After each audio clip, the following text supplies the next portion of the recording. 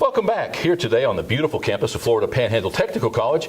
If you're a regular viewer of the show, you've seen us touting the upcoming drone program, UVS or Unmanned Vehicle Systems program, to be presented here in the fall on the college campus. In the meantime, we've had a series of workshops today featuring a UVS or Unmanned Vehicle Systems workshop with search and rescue and law enforcement as one of its focus. Here today with Maynard Factor with Microsystems. Maynard here with a remote-controlled vehicle today, part of that presentation. When we come back, we're going to talk to Maynard about his business, about the future of unmanned vehicles. In this case, he's dealing with actual on-the-road vehicles, talking about quadcopters, talking about all that entails, the military, and now, more importantly, the civilian applications, how that factors into the offerings in Northwest Florida. To the best of our knowledge, at last word, we have upwards of 20,000 jobs to be generated in the drone-related markets in just Northwest Florida over the next 10 years. Pretty exciting stuff. When we come back, we're going to talk to Maynard about all this and more, and we will be right back.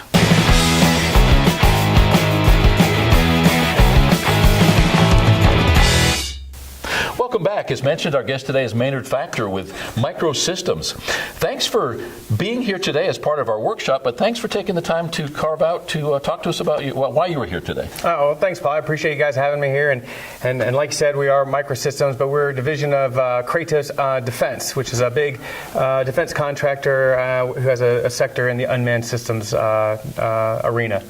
Yeah, and in our talk, in our casual conversation over it when you were doing the presentation, you guys are highly focused on the military applications, but one thing that we say again and again is that with the drawdown of in the conflicts overseas, we're seeing more and more commercial applications, domestic applications of those same systems.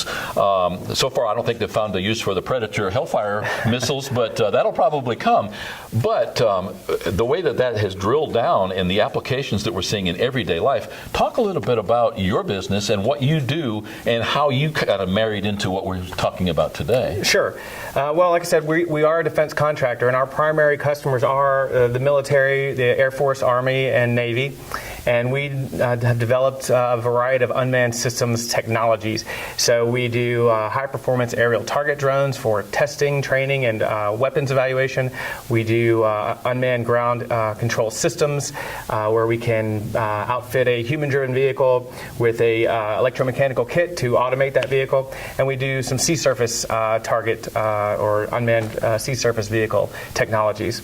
So like you said, Paul, defense budgets have been shrinking over the past few years, so we've had to figure out ways to make sure that all of our employees have a job to come to. So what we've done is we've sort of looked at leveraging the technology we've developed for the military into commercial applications.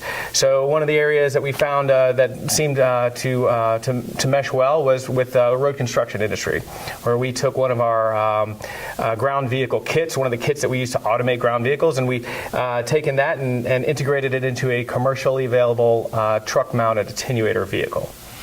Yeah, and you mentioned that you do work a lot with Tyndall Air Force Base in their drone or their targeting, their training programs. Right. You say the NAVC part of it. Do you work with the Navy base in Panama City as well? No, we actually work with the Navy group out at PAX in Maryland and also in California at China Lake area. Okay. How long have you guys been in business?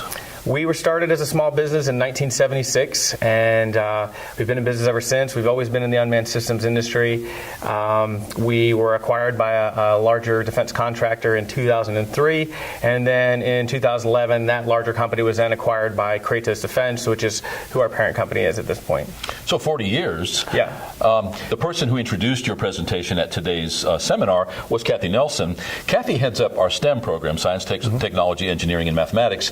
We in the studio participate with some of those kids, teaching them some of the soft skills, how to do an interview, how to talk to each other, interviews and so forth. But at the end of the day, we have put a fine eye, a magnifying glass, if you will, on those STEM programs, enabling kids that vision of what the possibilities are going forward. I would imagine that when you get a bunch of youngsters around your demonstration, applications, lots of wide eyes, and the potential for recruiting these people into these engineering fields or the specific applications going forward.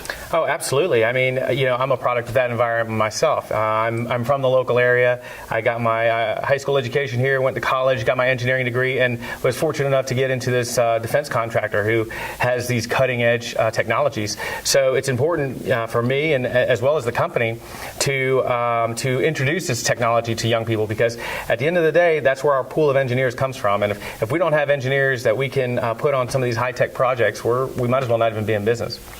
Many of the applications on the everyday use of some of these systems is geared toward saving money and a more safe environment. In the case of the targeting or the drone program, obviously you wouldn't want some guy out there flying a plane that was going to get shot at. So for a long time that program has been in place. What has your business brought to the table in the way of new aspects in that technology, and how is that being used by the military? Well, being in business for 40 years, you see technology change every year, and I mean it changes at a very high rate of speed. So what our business brings to the table is we're very good at recognizing new technology and also recognizing opportunities to utilize this technology. I mean, our whole business is revolving around improving training and removing people from dull, dirty, and dangerous tasks. And that's the whole point of unmanned systems.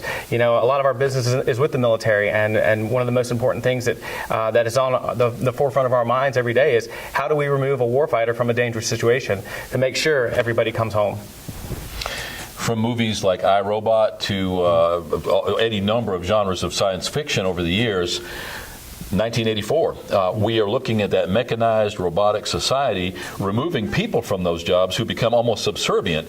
Obviously, that's taking it to that nth degree. What are your personal feelings? Since you've been steeped in this industry, do you see, obviously, with robotics and with with unmanned systems, there is somebody that's still overseeing, still pushing the button, still designing in the case of engineers. But are we putting people out of jobs, or are we actually creating new jobs surrounding those industries? Well, I look at it as an evolution, okay?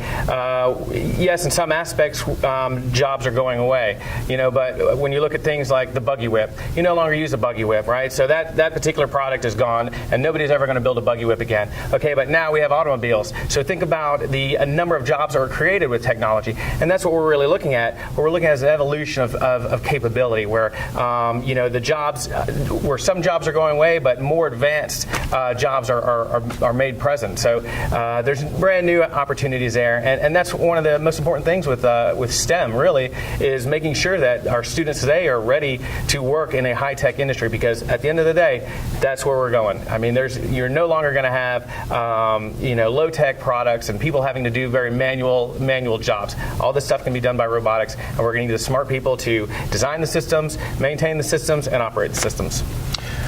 Not too many years ago, the news was released that we have lost so many engineers and engineering, the opportunity to educate engineers in this country, that we are bringing people in. We're outsourcing a lot. We're bringing people in from other countries. At that time, it seemed like we were trying to ramp up our educational process here to include more of that engineering. I think STEM, in large part, was incubated during that time. What kind of insight do you have into that evolution that we see going on right now? Well, I mean, it's something we can't avoid. If we're going to be a global superpower, we have to have the engineers and the people with the skills to develop these products. Because I do a lot of international business, and I visit different foreign military bases and foreign companies, and I see the high tech stuff that they're doing. And if we don't get on board and we don't take advantage of the education opportunities that we have, we are going to fall way behind. So it's good that we're moving forward. Yeah, and not to tread on any kind of confidentiality or anything that you as a government subcontractor can't discuss, but where do we stack up? Is the United States behind the eight ball right now? If so, are we scrambling to catch up? Is there an awareness on our part that we have to catch up and we are doing that? Or are we helplessly far behind? Well, I think that we're still a global leader. We still have the best and brightest folks, compared to the areas, the other countries that I visited. What I see other countries doing is they're trying to catch up to us. Okay, they're trying to develop systems that they see that we have. Okay, so we're still on the front edge of the leading edge of technology, and we can continue to maintain that, and we can continue to spread the gap between the technology that we have and some of our other countries, and that's how I see that the United States will always maintain as a superpower. We're enjoying, laughably, what we call the boomerang generation right now. About a third of the students who graduate college moving back home with mom and dad, $110,000 worth of school debt, and don't have a marketable skill. You yourself are a product of that university process. You're an engineer. Would you agree with me that there's definitely a need for the technical college campuses such as the one we find ourselves on today, putting out welders, cosmetologists, culinary specialists, cybersecurity, drafting, pharmacy tech, in this case audio production? How do you feel about that evolution and the fact that not everybody maybe is predestined to go to four-year college? Well, I look at it like this. Each and every person that walks the earth is a business, okay? And you have to have a marketable skill that somebody is going to want to pay you for your ability. How do you differentiate yourself from another person? Okay, so what I think young people need to think about when they're choosing a curriculum to go through a four-year college and they're investing their time and all their money is they need to think of how is the skills that I'm going to learn in the university going to make me marketable? How am I going to get a job? Who's going to pay me to do for them what they need done? So if you have an engineering degree, I can say from my own personal experience that I have never had to look for a job. The minute I graduated, I had a job, and I've got different organizations and companies that I work with. They're offering jobs. It's a commodity. I mean, a person that has an engineering degree is definitely somebody who is desirable. What's the best aspect of doing what you do for a living? I like to play with toys. So, the best thing is, designing a system and seeing the system go from an idea on a piece of paper to a full-rate production job, where you have designed something, that there's somebody out there that needs it, and then you can see the project as it goes from pencil and paper through the CAD, the computer-aided design group, and the engineering, and it develops, and you get your prototype, and you work with the prototype to get it working, and then from prototype you initiate all the changes that need to get it fine-tuned, and then boom, you're releasing it to the market, and you actually see something that you've developed actually in use and helping people. Through our work here, we work with a lot of students, and those students range from pre-kindergarten all the way up to older adults through our adult education program here.